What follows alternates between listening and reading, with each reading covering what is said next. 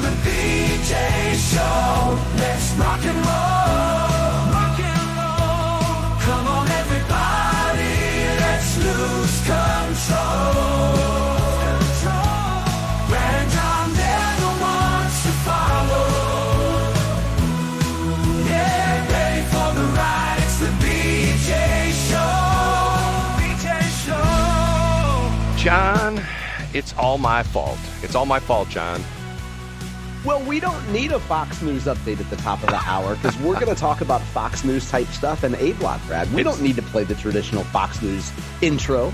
It's all my fault. I won't give the behind-the-scenes problem, but one of my logs did not load properly, and I'm trying to reload it right now, and it's not cooperating. So here's the round rules today. We will have no commercials during the show, so what we'll do is we will essentially end a segment, and then we will just go essentially say, matter of fact, I might play some funny stuff that I've got here as fake commercials, and then we will go into the next segment. Is that cool with you? Yeah, as long as we can hear about Ronald Reagan telling a story about puppies opening their eyes. Hold on a minute. There we go. Hey, did a guy fall off a cliff and he was hanging by a tree and he said, is there anybody else up there? John doesn't like I think at the end of 2024 we can retire that, Brad. John doesn't like my film material. Okay, that is John Combest, C-O-M-B-E-S-T. I spell his name because you need to type that into your computer, your smartphone, whatever you have, your tablet, JOHNCOMBEST.com, johncombest.com. When you get there, you will find what version of web are you using, John, again? 0.0. Not to hurt John's feelings because he doesn't get hurt by this. It doesn't look like much because it's very basic, very one of the other things it has years ago when I was doing my website and I wasn't doing a lot of graphics, I said I was doing my websites with LGT. You know what LGT stood for? Low-grade technology. No, low graphic templates or whatever, or LGC, whatever. Oh, nice. By the way, Brad, the reason my feelings can't be hurt is because I don't have feelings. I've been told that. Anyway, John puts together this incredible list of all the stuff you should know about, sort of like the Drudge Report of Missouri, sometimes 30, 40, 50 different things. But what we do on this very show, we bring in this fine gentleman who's been dead for a number of years and lives in Norway now under 6 feet of snow and 6 feet of dirt. And your name again, sir? I'm Casey Kasem. And what does he do? He counts them down, and we start off with? In third place, we have a timely update on a story that we brought to listeners last Monday about a former Warren County assessor named Wendy Nordwald. You and I discussed the fact that Wendy was at one point an officer and a statewide group of county assessors. Well, Wendy was, let's just use frank talk here, busted for appropriating some of that group's money for her own personal uses.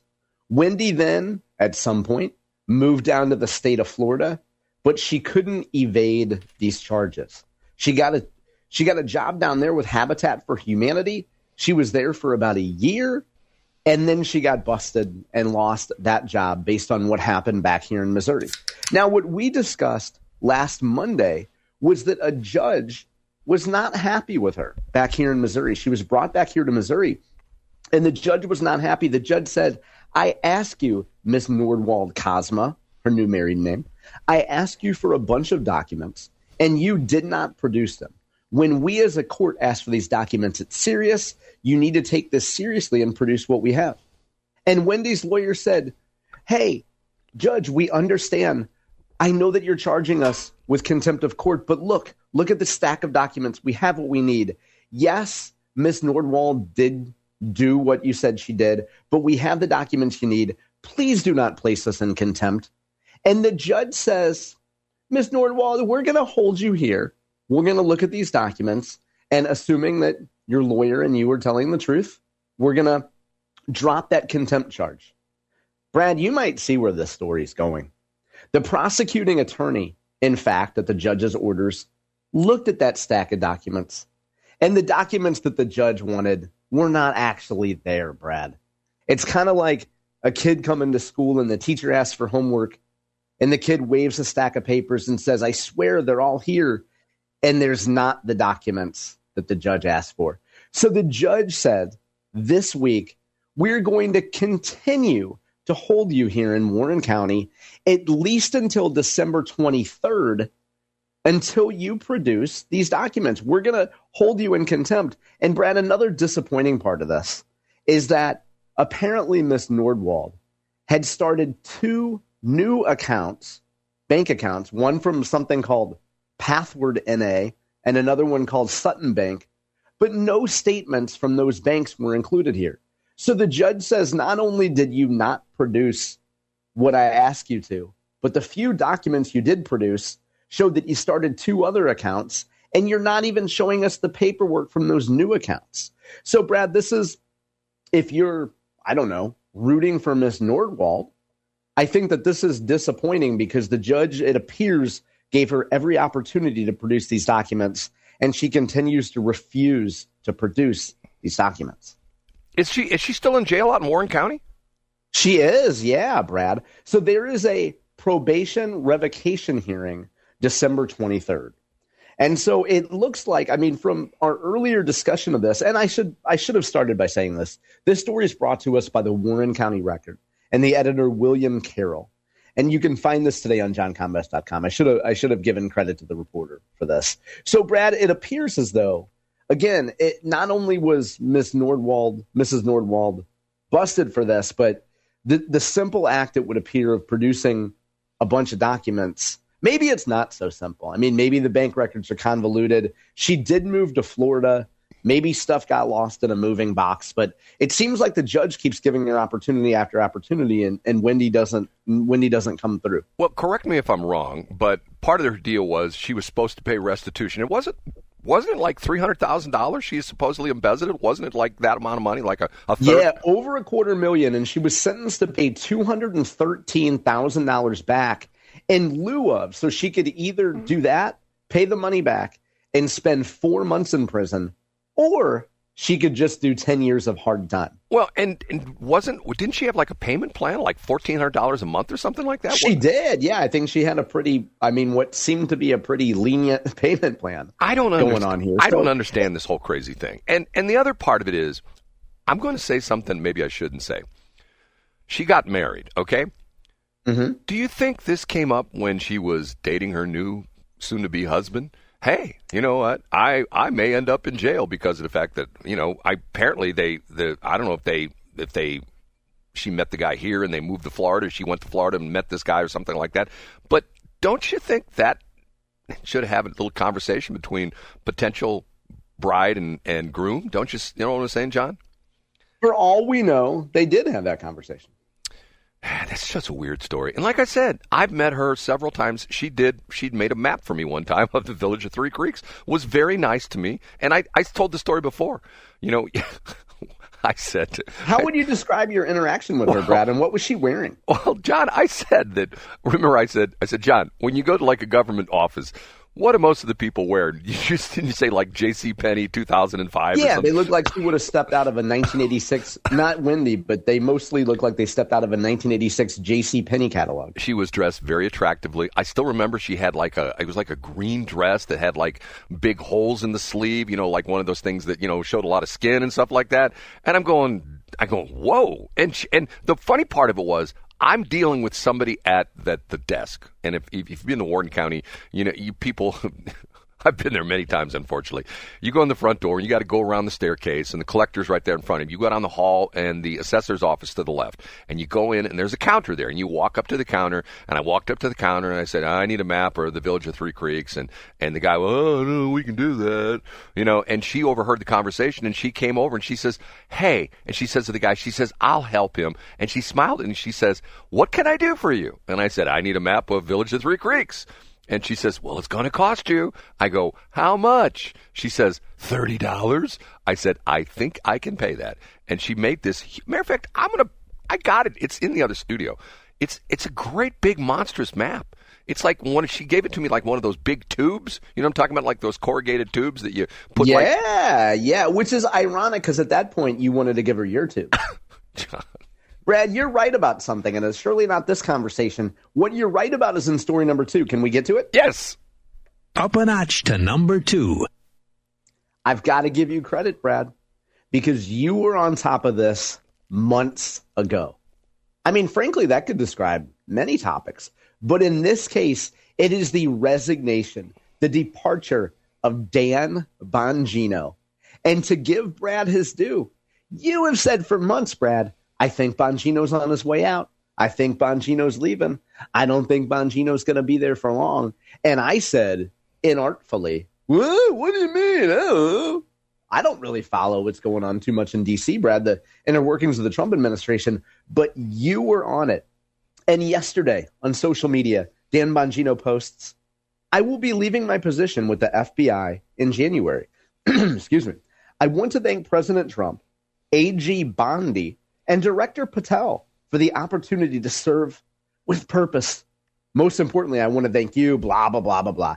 God bless America and those who defend her. And the relevance to this, and what would prompt you to say this months ago, is because we often talk about Missouri's own Andrew Bailey, the deputy director of the FBI. And you said, hey, I think Andrew Bailey might be in that chair at some point because Bongino's leaving. Brad, full credit to you because you were on this way early. And it would appear, according to a link you can find today at johncombest.com via KOMU in Columbia, it would appear logically that Andrew Bailey might be the next sole lead director of the FBI. Congratulations, Brad. You were right. See, I'm telling you, and first off, I have to be honest with you. And, nothing against Dan Bongino. I mean, he was a radio guy, very popular. Matter of fact, I have friends of mine that think he walks on water. I mean, and quite honestly, I listen to his show from time to time. Just not my cup of tea. Just didn't really enjoy his show at all. But I always thought he was a fish out of water because, he talked about the fact that he was, I think, a New York City cop, and then he was a Secret Service guy. And he talked about he didn't like the regimentation and all the rules and things like that. And here he goes, and he's the number 2 guy at the FBI. You know what I'm saying, John?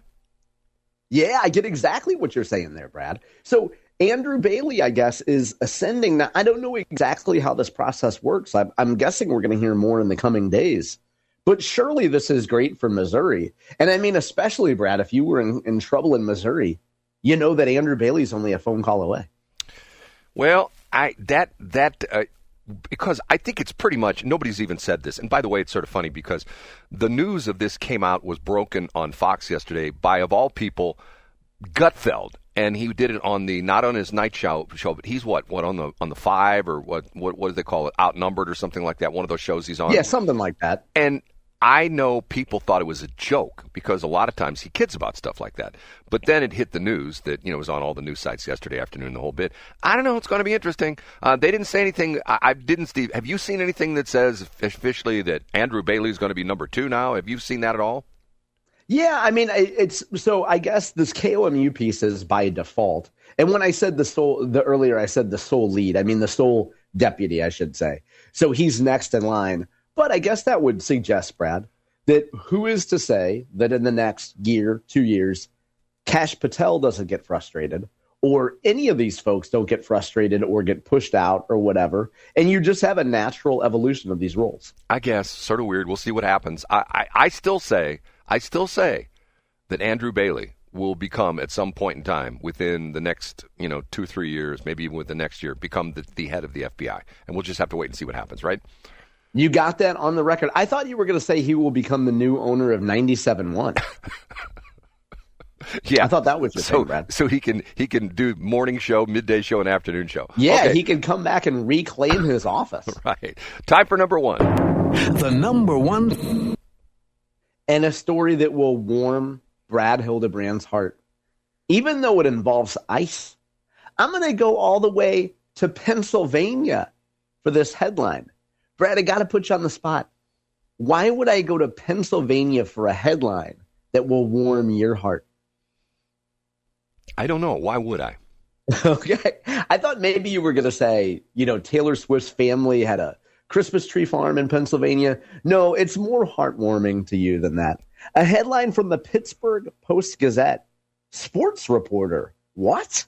Jason Mackey. Hoffmann. Reportedly nearing purchase of NHL's Pittsburgh Penguins. Really? That's right. Hometown hero David Hoffmann, is part of another Pittsburgh Penguins leadership change. I'll just read the first sentence here, Brad, and then we can discuss. Another Penguins ownership change appears to be imminent as Fenway Sports Group is deep in discussions with the Hoffmann family of companies to finalize the sale of primary interest in the team, sources told the Pittsburgh Post-Gazette Wednesday. The man who rose from our region, from Franklin County, who ascended to create several companies and create several businesses, is now likely to become the owner of a storied NHL franchise. Brad, you're a longtime fan of David Hoffmann. Are you surprised by this? Are you interested in this? Or is this just another ho-hum Hoffmann buys another company story? Well, I don't know, John. I mean, you criticize my view on the Hoffmanns. I do? What do I say, Brad? Well, once again, my motto in life is under promise, over deliver. And in the case of the Hoffmanns, at least what they've done in St. Charles County with Augusta and in Warren County and Franklin County, it's over promise and under deliver. I mean, as I drive 94 now, it's sort of interesting. As I drive 94, I pass all the places that used to be owned by the Hoffmanns that they talk, oh my God, this is going to be such a great place. And they're all either shuttered or the Squirrel Bar is still got a for sale sign on. I don't think they own it anymore. The place that used to be one of the dueling motorcycle bars is now Stonehill Winery. Is another little place. Then you drive along 94. They're coming through Dutso. The Dutso Deli is closed. You drive by 47 across from the crap transmitter site where they bought the hangar where they're going to put their heliport in and have their own FBO. What about a biker bar, Brad? Did that go downhill too? Well, that was the two biker bars there in Dutso. The ones for sale, the other ones. So I guess it must be nice. Like John's got a lot of money, and John's the kind of guy that like he'll go to Plaza Frontenac and he'll buy he'll buy socks at Saks Fifth Avenue, and then he'll say, you know what? I'm just going to leave those in the trunk of my car, and they'll be in there like for 2 years. Then one day he'll open up his trunk and go, "Oh, these are these." Oh, there's my Frontenac sock. Right. Brad.